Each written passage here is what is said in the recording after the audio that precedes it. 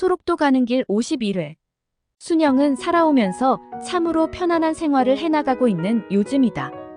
양계장의 일에 매달리는 시간보다는 집안일에 더 많은 시간을 보내면서 순미와 어머니와 그리고 올케와의 전화통화에 많은 시간을 보낸다. 그동안 순미와 올케가 여러 차례에 걸쳐 보내준 살림들이 참으로 소중하게 쓰이면서 식탁을 풍성하게 해주고 있다. 차 한 잔을 마시더라도 순미가 보내준 커피포트에 물을 끓이고 예쁜 찻잔에 커피를 타서 마시는 여유도 즐기고 있는 것이다. 남편이 일어나 개사로 나가 있는 동안 순영은 정성을 다해 차를 준비해서 개사로 가지고 나가 돌린다. 아침 새벽에 공복에 따뜻한 차 한 잔이 가져다주는 여유와 행복을 느낀다. 각자의 식사를 준비한다고는 하지만 거의 같은 재료를 가지고 해먹고 있는 것이기에 별 다른 것이 없겠지만 나름대로의 방식은 다른 것이었다. 그들은 그들 나름대로의 방식으로 식사를 해결한다. 주로 돼지고기의 비계를 많이 이용해서 식사 준비를 하는 그들의 밥상이다. 무엇을 하던 돼지고기의 비계를 이용해서 굽거나 지져먹는 그들의 생활 풍습을 순영은 이해하기 힘들지만 그들의 그런 식사를 위해 언제나 풍족하게 돼지고기의 비계나 껍질을 구입해주곤 한다. 종현 엄마, 이제 우리도 집을 새롭게 고쳐봅시다. 무슨 말인겨? 멀쩡한 집을 와요? 아무래도 이제는 연탄을 떼는 것보다는 심야 전기를 이용해서 난방도 하고 목욕탕도 안으로 끌어들이고 부엌도 입식으로 새롭게 고쳐야 하는 것이 더 좋을 것이 아닌가 하는 생각이 들어요. 그러려면 돈이 많이 들 것이 아닌가요? 돈을 벌어 무엇에 쓰겠소? 우선은 이제 당신과 내가 편안하게 살아갈 수 있는 집으로 고치는 것이 무엇보다 좋을 것이 아닌가. 그동안 이리저리 알아보았는데 큰 돈이 들지 않고서도 얼마든지 고칠 수 있으니 그렇게 합시다. 지욱은 그렇게 집의 수리를 시작한다.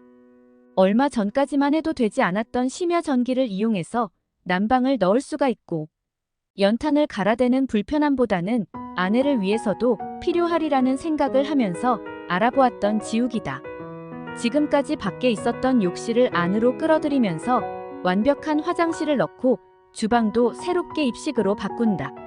워낙에 넓고 큰 부엌이었다. 한쪽을 욕실로 꾸민다 해도 주방은 그다지 작은 것이 아니다. 지욱은 양쪽 집을 모두 그렇게 수리를 시작한다. 유민이 도와주는 바람에 일은 생각보다 수월하게 끝을 낼 수가 있다.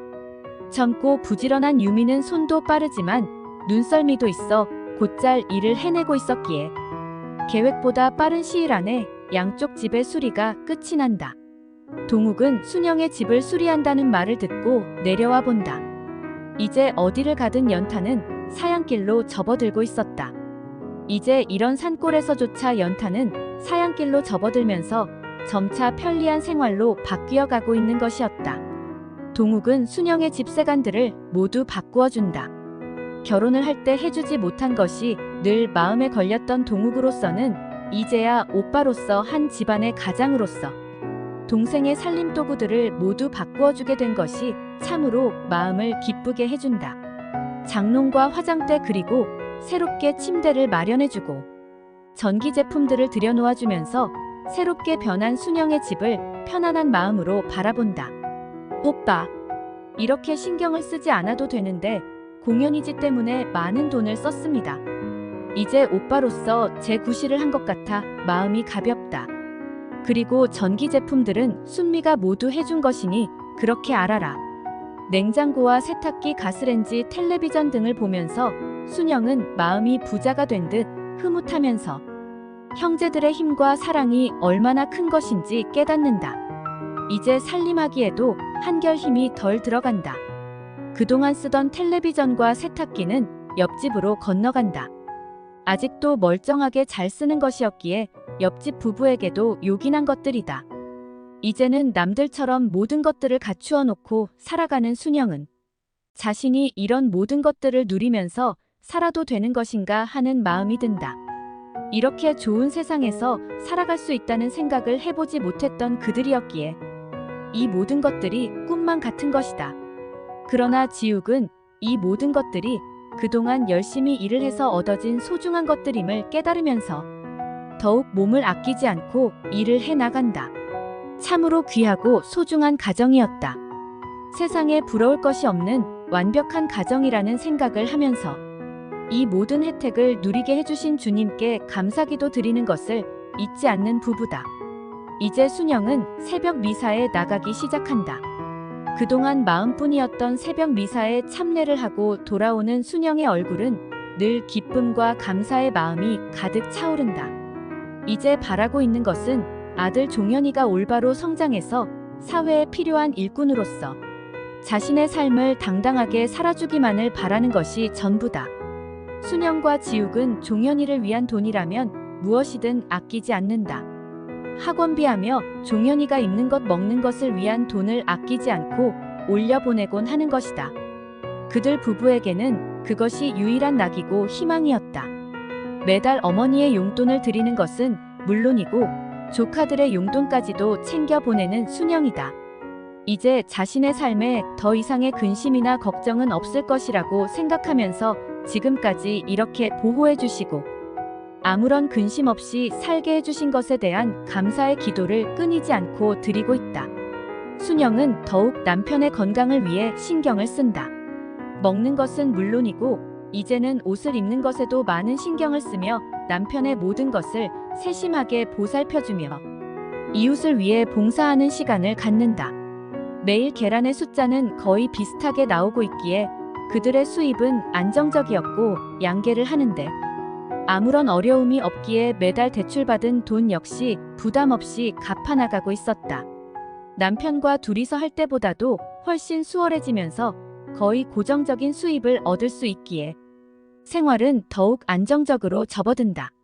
매달 종현이를 위해서 보내는 돈 역시 넉넉하게 보내고 가끔은 남편과 외식도 하고 쇼핑도 다니면서 전과는 달라진 삶을 살아가고 있는 순영이다. 종현 아버지, 정신애와 함께 모처럼 나가서 맛있는 것이라도 묵고 오입시더.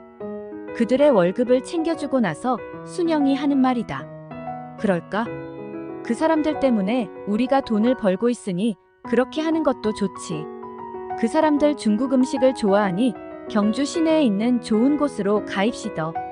그들은 늦은 오후에 출발을 한다. 정씨와 유민이와 유민의 누이 유숙이 좋아하며 기쁨을 나타낸다. 유민이 역시 생각보다 수입이 많고 안정적인 삶에 기쁨과 보람을 나타내면서 참으로 성실하고 부지런하게 일을 하는 사람이다. 지욱은 매달 그렇게 월급날 하루는 모두 데리고 나가 외식을 시켜준다. 직원이라고 해도 세 사람뿐이고 그 사람들 모두 같은 가족들이다.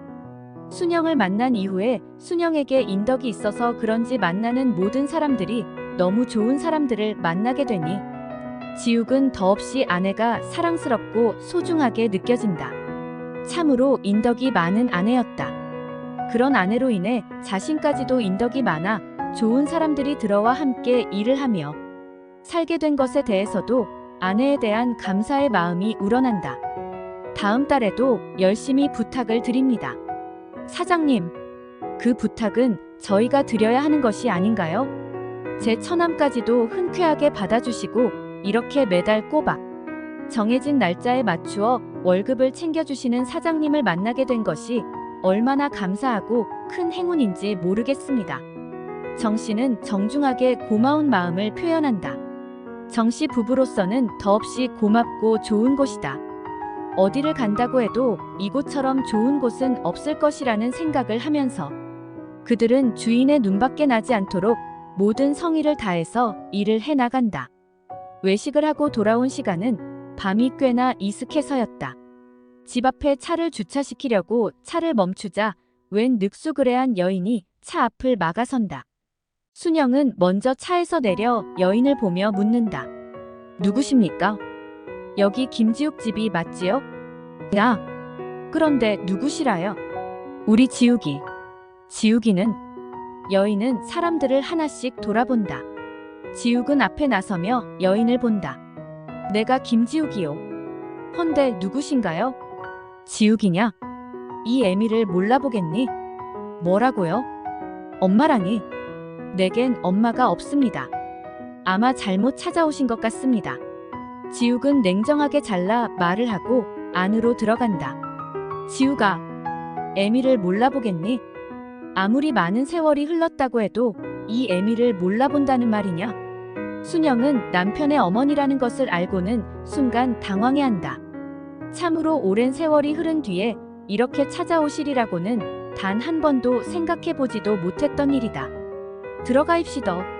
순영은 사람들을 보내고 나서 여인을 데리고 안으로 들어간다. 당신 지금 뭐 하는 거야? 저 여자가 누군지 알고 함부로 집 안으로 데리고 들어와. 지욱은 필요 이상으로 화를 낸다. 종현아버지, 아무리 그런다 해도 이 밤중에 내 집에 찾아온 사람을 어찌 보낸단 말이오? 우선은 이야기라도 나누어 보는 것이 좋을 거 아닙니까? 필요 없소. 난 그런 사람과 할 말도 없고 들을 말도 없소. 어서 당장 내 집에서 내보내시오. 지욱은 안방으로 들어가 버린다. 지욱아, 애미가 잘못했다. 이렇게 무릎이라도 꿇고 사죄를 하마. 여인은 안방 문 앞에 무릎을 꿇는다. 일어나이소. 어찌된 영문인지 내사 모르지만 언제 이곳에 도착을 하셨는지 저녁을 드셨는가요? 여인은 말이 없다. 여인의 차림새로 보아 무척이나 고된 생활을 하는 사람이라는 것을 한눈에 알고 순영은 아무런 말도 하지 않고 주방으로 들어가 쌀을 씻어 밥을 한다. 여인은 집안으로 들어온 것에 안심을 하였는지 집안을 두리번거리며 살핀다. 집안의 모든 물건들을 눈으로 살펴보면서 얼굴에 화색이 돈다. 지욱은 안방으로 들어가 꼼짝도 하지 않는다. 순영은 거실의 분위기에 귀를 기울이면서 부지런히 저녁을 준비한다. 반찬이야 별다른 것이 없지만 정성을 다한 상차림이다. 남편의 어머니라면 시어머님이신 것이다. 처음으로 시어머님의 밥상으로는 초라하지만 이 밤중에 달리 반찬거리를 사 올만한 곳이 없다 보니 있는 것을 가지고 최선을 다할 수밖에 없다. 그리 오래지 않아 상을 보아서 들고 나온다. 식탁이 있지만 감히 시어머님을 식탁에 앉으시라고는 할 수 없는 일이다. 진지드시소. 박효숙 여인은 순영이 밥상을 챙겨가지고 나오는 것을 보며 얼굴에 화색이 돈다. 하루 종일 무엇을 먹은 기억이 없다. 이곳을 찾아오느라 빡빡한 여비를 가지고는 마음 놓고 한 끼의 식사도 제대로 할 수 없었다. 갑작스러운 일이라 찬이 없습니다. 뭐냐? 오늘이야 날이 저물었고 더군다나 이곳은 외진 곳이니 어디 가서 찬거리를 구할 수 있겠니? 내 정성을 보아 그냥 먹겠다. 박효숙 여인은 갑자기 당당해진다. 이미 당신이 시어머니로서 인정을 받은 사람처럼 그렇게 당당해진다. 박효숙 여인은 달게 밥을 먹는다. 박효숙 여인이 밥을 먹는 것을 보고 순영은 안방으로 들어간다. 당신 지금 뭐 하고 있는 거야? 누군지도 모르는 사람에게 밥을 해주다니. 종현아버지, 당신이 인정하기 싫다고 부모 자식의 연이 끊어집니까? 그러지 말고 어무이로 인정을 하이소. 필요 없어. 지욱은 더욱 화를 내며 언성을 높인다. 글 일향 이봉우. 계속됩니다. 구독과 좋아요 눌러주세요.